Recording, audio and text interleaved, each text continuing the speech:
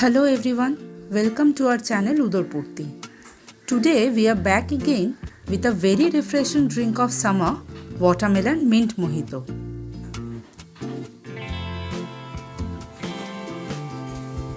In a blending jar, take seedless cubes of watermelon, mint leaves, sugar, black salt and ice cube.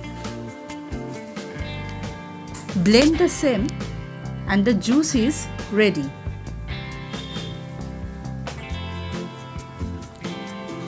Now strain the juice with a strainer.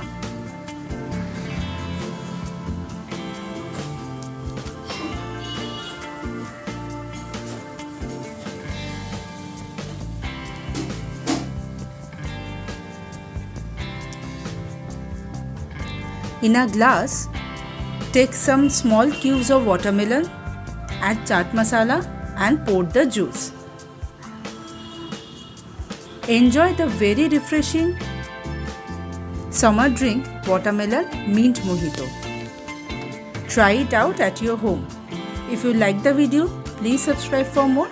Thanks for watching.